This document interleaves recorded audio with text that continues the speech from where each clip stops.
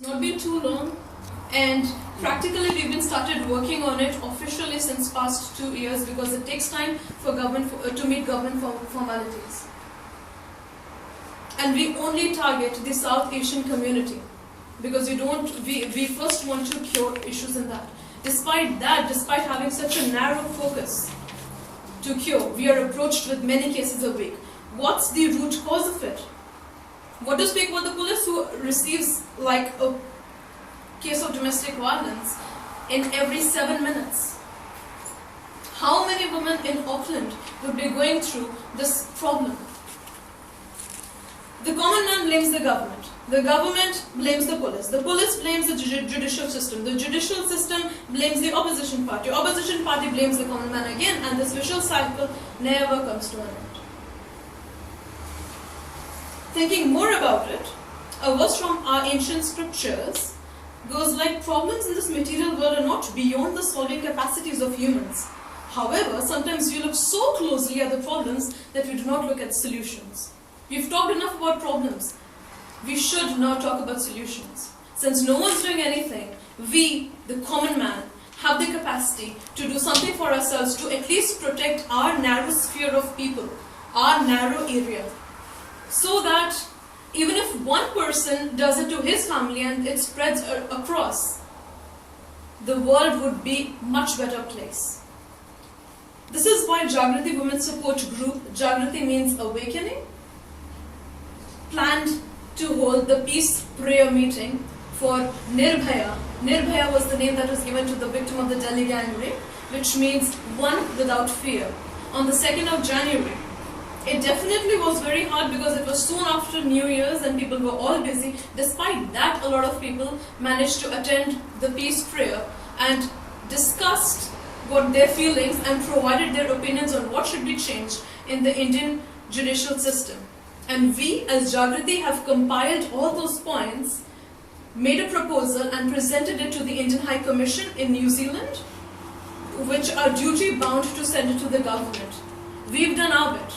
Now it's the time for all of us as individually to do our bit. First lesson to be learned from Nirbhaya's story is that we need to talk to our children about such issues, talk to our families about it.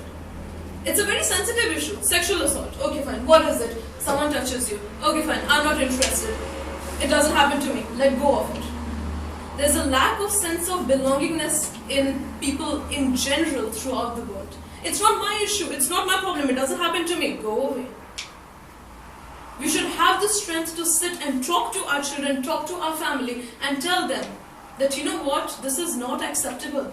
If this happens to you, you need to go and report it to them. As young as children of 5 years to as old as 60, 65 plus, everyone should know about it. We actually did a small survey. Jaagriti Women Support Group in collaboration with Bharatiya Samaj, which is a charitable trust in Auckland, they organized a summer camp and we hosted youth awareness workshop over there. And this awareness workshop was just to see whether parents really sit down and talk to their children about what's a good touch and what's not a good touch. And the age group that we targeted was 5 to 7 years old. And the results that came out were extremely shocking. Children of these age groups were exposed to violence, sexual violence in particular, but their parents had not spoken to them about it. Their parents don't differentiate between a good touch and not a good touch, and because children are kind, they do not know, so they keep going on. This is the extent to which we need to educate our children. Second, we need to live by examples. You torture your wife, you torture your children. What would anyone else think? How can you scream at your wife and expect your child not to do something wrong? You need to educate them from the very bit. Practice it. Practice what you preach. It's the common man should take lead now. Since no one else is helping us out, we should help us out ourselves. Self-education, self-assessment is the most important thing. We definitely need to speak to our children on a more regular basis. Speak to our people about it. Speak in your communities. Talk about it. Maybe someone in need. just needs a voice from you. Someone wants to hear you. Someone who's in need may just get a ray of hope. You never know what clicks when. I wouldn't speak for too long. I'm not as proficient in my words as my Suman. But I'll just conclude by telling you a short story. Shaheen, she's a 4-year-old young girl in India. She was found on a railway track, raped by so many men that her intestines were out of her body when they found her. And this is a 4-year-old child. No one knows about her background, no one knows about her parents, no one knows who dropped her there, no one knows who picked her up from there or anything like that. A team of our women's support group rescued her, and when they took her to the hospital, it took the doctors 32 stitches to put back the intestines into the child's body. Does that ring a bell somewhere? Does that make you think? Where's humanity? Where are those models and stuff that we talk about? We are not afraid of raping a 4-year-old child, what to speak of older women.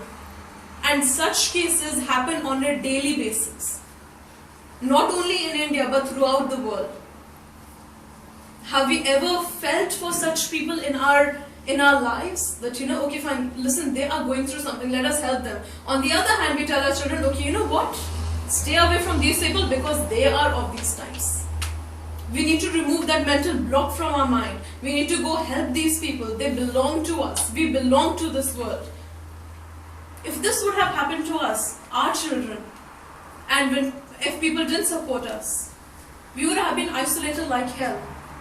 Now we need to put our step forward, talk to our children, see to it that they are secure. Teach them to respect women. It is not good to whistle at women. It is not good to harass women when you're walking. Tell them why it's not wrong. Tell them about the judicial system. Educate them. Education is the only thing that can cure such problems. We all talk about leaving a better world for the generation tomorrow. Let's be environmental friendly. Let's go green. Let's go get rid of plastic. Have any one of us actually thought deep on how to leave a better generation for the world tomorrow? This is all I have to say. Thank you.